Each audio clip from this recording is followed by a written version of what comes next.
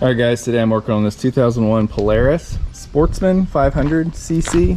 What we got going on is this notorious leaking carburetor issue. This little line right here is leaking gas onto my garage floor, and that line runs right in here to hooks up to the bottom of that carburetor right there. So there's a couple things that can be causing that. Your float can be stuck in your carburetor, or the needle seat in there can be corroded or worn down some and letting gas pass through when it should be shut off. So we're gonna dig into this and take a look at the carburetor. The owner of this four-wheeler bought a extra carburetor that he wants me to put on it for him, but I'm gonna see if there's something I can do with the old carburetor first, because it seems to be running really well except for just that leaking gas problem. To get to the carburetor, I think we have to move this air filter box out of the way, and then I think it sits right underneath there.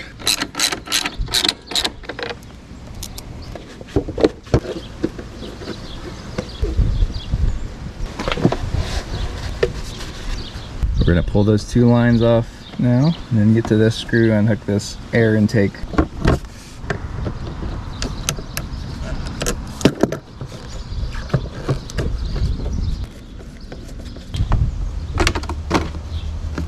I'm gonna shut our gas off before we go any farther, make sure we don't drain any extra gas out. Pop this out of the way so it's not blocking our view. Okay, we're gonna go ahead and remove this side as well. Pop the back, there's little fins in the back, and then you can just pop this loose in the front here. And that's gonna help us get in here and access some of the stuff we need to unhook. All right, if you see this tube right here that comes from the bottom of the motor here, if you get this out of the way, it's a lot easier to get to the carburetor, but I'm gonna try getting the carburetor out, leaving this in, because it's really hard to get to the clamps that are on this, and I just don't wanna cause myself more work. So we're gonna start by loosening these outside nuts. They are 11 millimeter. All right, got the outside out, it's getting looser. So now we're gonna take these inner ones out. These are 8 millimeter. All right, we can lift this bracket out of here now, hopefully. All right, bracket. Now our carb's starting to get loose, that's what we want. So there is a gas line that needs to come off from the front. See there, it's a vacuum line, I believe. The gas line here that was hooked up already came off on its own. Actually, it's a vent line. It came off the side here already. I can just push that out of the way. This might be my actual fuel line right here. So I'll take a pliers and pinch it and move it off the end there. I have my gas shut off already. Pull that line out. Might get a little bit of fuel. Try to get to this line over here. So because of the angle, I'm having to get on this collar. This needle nose pliers actually works better. So I think I got it back far enough I can pop the line off. Okay, we're gonna work about this the other way. We're gonna start with the right side of the carburetor because I'm better able to reach it right now. So we start by taking out these 3 screws so we can get the cable unattached from inside. All right, to get this cable unhooked, you have to get something skinny in there and get the cable forward.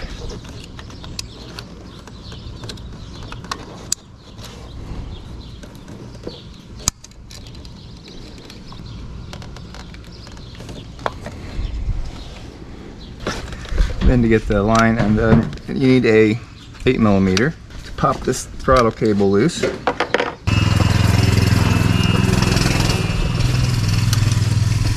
There's that. Now, okay, we're gonna rotate this vacuum hose so we can get on it with the pliers, compress it, and remove it. Vacuum hose undone. And one more to undo here. This one's a 12. I'm gonna make this a line wrench where I can slide this end over the cable and then onto there so I can get better grip.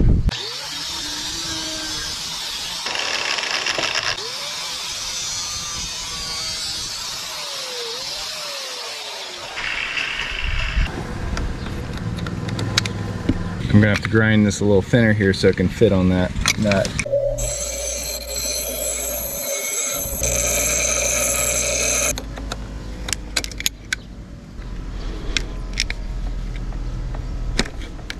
Well, that did it. It's got the plunger on the end of it.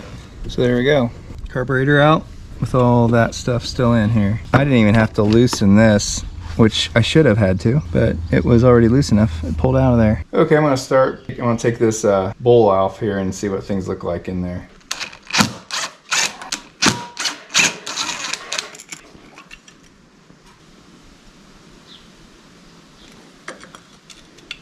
There's the float, and there's some needle valve that's supposed to shut off when the float goes up. Take some of this apart and see what it looks like.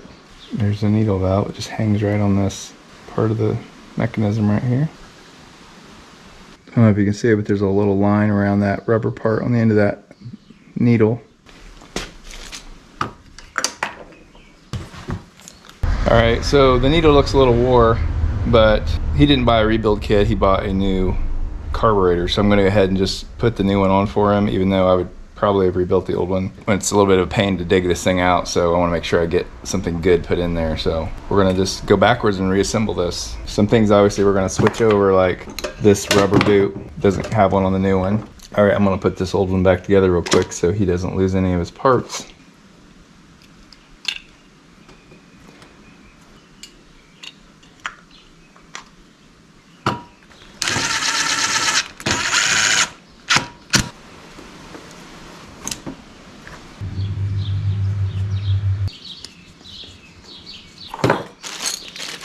The new one came with a new fuel filter, a new plunger nut, it looks like, and new brass cable end, and some screws, and a seal for this plate.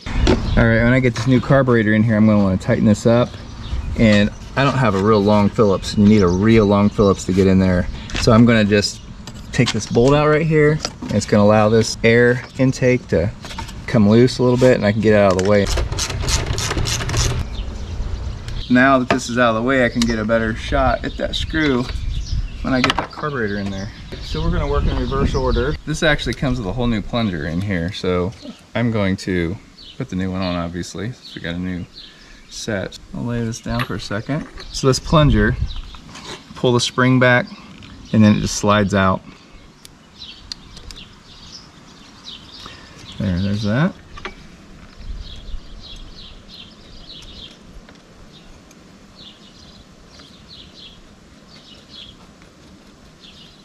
Put this on, you have to shove this spring down past that end and slide it in. Then let the spring come up, and it will come over top of that end of that and keep everything together. So we're going to start with that, assembling this back together.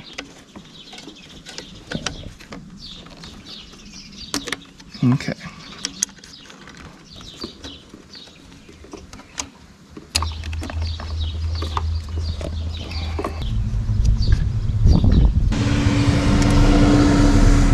So the next thing I'm going to try to hook up is this vent line up here. It's going to go right to here.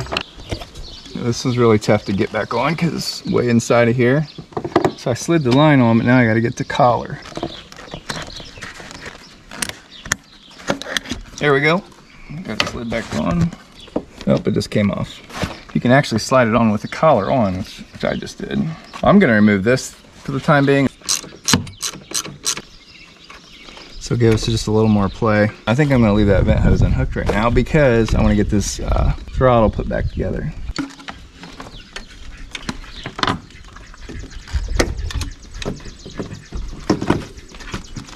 So the throttle comes in like that. Okay, so I got the end of this in here, and I'm going to get my little brass piece on the end of it.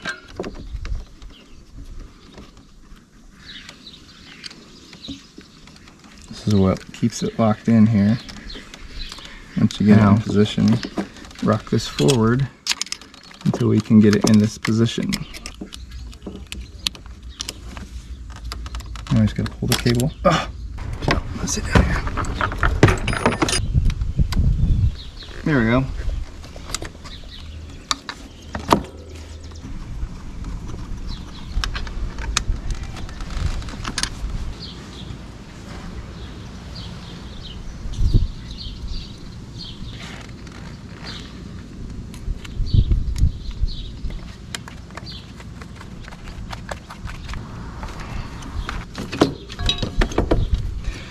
Alright, now get this vent hose back on here.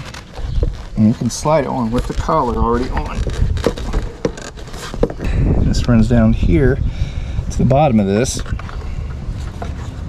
This is the fuel line. You can just slide this collar on now. This vent hose comes around here, hooks on right behind this gas line. We're going to come in from the bottom. I feel like that's going to be a better angle. There we go. Yeah, I like that a lot better. Okay, now I think we need a drain hose hooked up. So this came with a drain hose on it already, but it's not very long, so I think we'll just use the old drain hose. All right, I think that's everything. This is a brake fluid fill. Put this back on here.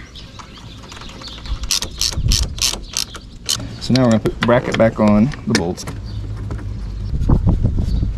Okay, now we'll line the carburetor up. Get these little bolts in. These are 8mm screws if I didn't mention it. Can't over tighten them, that's for sure. They're not too big. So now we're gonna try to get this pushed back into this front boot. Tighten these up a little bit. Hopefully it'll help me. So yeah, I'm trying to push that carburetor into that boot and I'm finally getting there, but it was not wanting to go. I think we're in place. And I rotated this collar so I can get to it easier. There we go. I think we're good. This is the idler adjustment, I think. Put this air intake back up here. We're just going to put a new zip tie on that.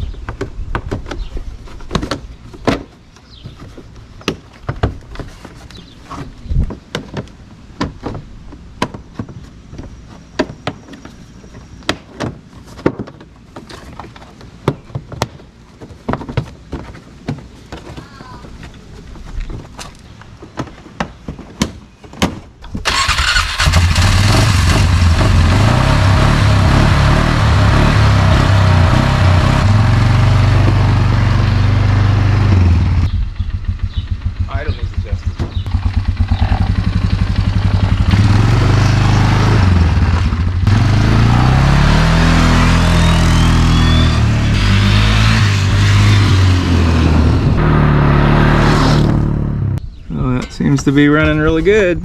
As of right now, don't see any gas leaking.